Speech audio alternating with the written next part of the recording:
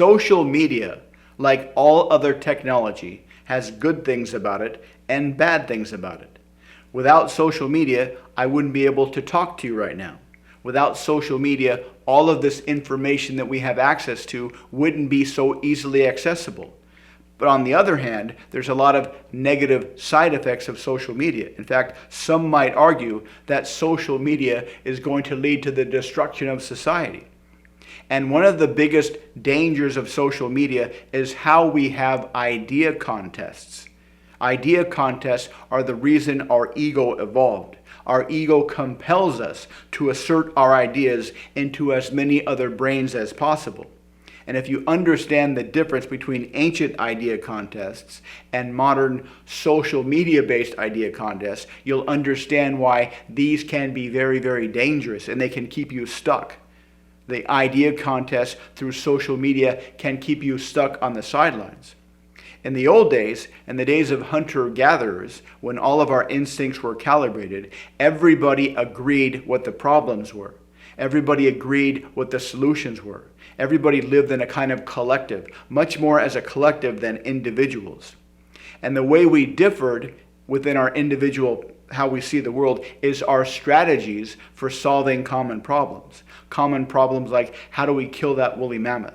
How do we find a safe place to sleep? How do we safely move our fire from this campsite to the next campsite? So in order to solve these problems, we had these kind of never-ending, spontaneous, organic idea contests where everybody had a compulsion, had an instinctive drive to share their idea, their ego-driven drive to share your idea with the world, to assert your strategy, your idea into as many brains as possible.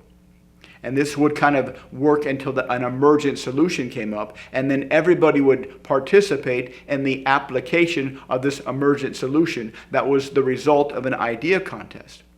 And if you consistently were able to have good ideas, if you were consistently able to persuade other people of the validity of your ideas, and critically, your ideas worked out in the real world, you could be a rock star. That was the path to high status in ancient societies. And everything everybody did in ancient societies was driven to get them high status. Because the more status you had, the more sexual opportunities you had, and the more kids you'd have in the next generation.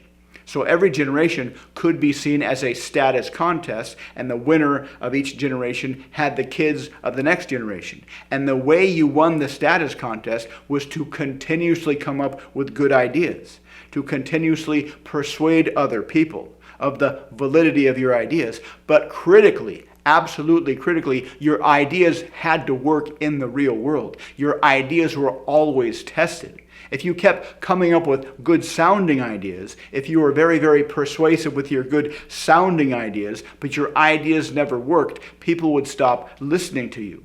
So you had to come up with ideas that sounded good. You had to be able to persuade other people of the validity of your ideas, and critically, your ideas had to work in the real world. If you could do those three things consistently, you would rise up to status, be treated like a rock star, and have lots of sex. But today, through social media, it's not the same thing. We still have this feeling that it's the same thing because it's an idea contest. And whoever wins the idea contest gets a lot of status and recognition through social media, but the ideas are not ever really tested in the world. That's the critical difference. People consume ideas on social media, and whatever ideas sound the best, whatever ideas are persuaded into our brains the best, those win the idea contest. But the critically missing ingredient is the ideas we consume on social media are never really tested to see if they work or not in the world. So you have all of these people sharing these strategies about how to become successful, how to talk to girls, how to make money, how to do this, how to do that. And the ideas that win those idea contests are really the most entertaining sounding ideas. They're not ideas that actually work. This is very, very dangerous. It can give the viewer a false sense of security, a false feeling that you're improving yourself by listening to all these ideas on the internet, on YouTube, on social media that sound like you're learning new things. But unless you actually test these ideas out in the world, you're really kind of deluding yourself, particularly if these ideas come pre-framed with a lot of social proof and authority. Two very, very powerful Cialdini triggers. Any idea that comes to us through a frame of social proof, a lot of views and authority, some YouTuber or whatever, somebody on Instagram that has massive followers, we will, before we even hear the idea, assume this is a good idea, which makes it even harder to question whether this idea is a good idea or not, and compel us to test this idea out on the real world. But ultimately, the difference between people that want to be successful and the people that are successful is that people that are successful take whatever idea they hear with a grain of salt. They think it sounds good, but let me check it out in the real world just to see if it works or not. That's the difference. People that want to be successful but never really achieve success hear all these good ideas and they think, at least I know what to do. So now one day, if I want to be successful, I really can, which is kind of a self-delusion, which keeps them trapped on the sidelines.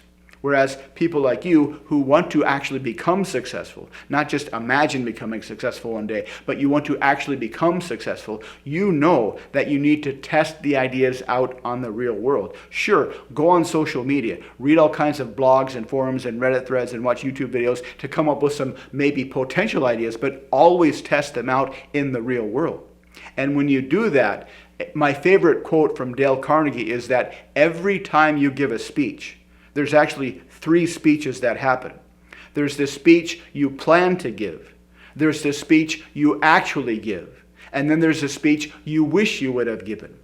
Understand and accept and appreciate that this is the structure of everything you do out in the real world. You take an idea from social media. It sounds cool. You imagine doing it. That sounds like it might work. So you try it out. But every single time you try something out, there's the thing you plan to do.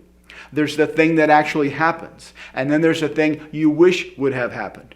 Every single time, this 3-step process is going to happen.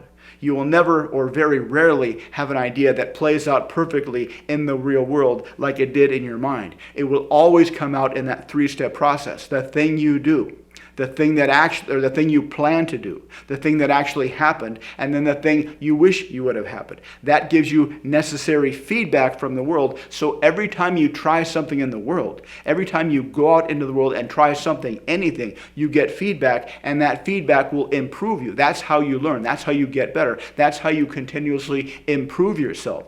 That's how you continuously become more seductive. That's how you continuously become more persuasive, by trying things out, accepting that every time there's going to be feedback that will teach you how to do a better job next time, and see getting out into the world as a place to test ideas, to validate ideas, and to continuously improve your skills. And that's the basic difference between people that are successful and people that wish they were successful. And social media plays a big part. Social media is a fantastic tool. You can expose yourself to a massive amount of ideas that people didn't have access to 10, 20 years ago. But it can keep you stuck on the sidelines if you're not careful. So absolutely, use social media. Use all the good ideas you find on social media. But always test those ideas out in the real world and accept that 3-step process. The thing you plan to do, the thing that actually happened, and then the thing you wish you would have done, and you learn from that, and you continuously get better and better and better. That's the secret of success. It's actually very, very simple. And social media, modern technology, is an absolutely fantastic tool that can help you become more successful, so long as you use it as a tool and not as a kind of a cope. If you'd like to learn more, check out the links below. Thanks for watching, and I'll see you next time.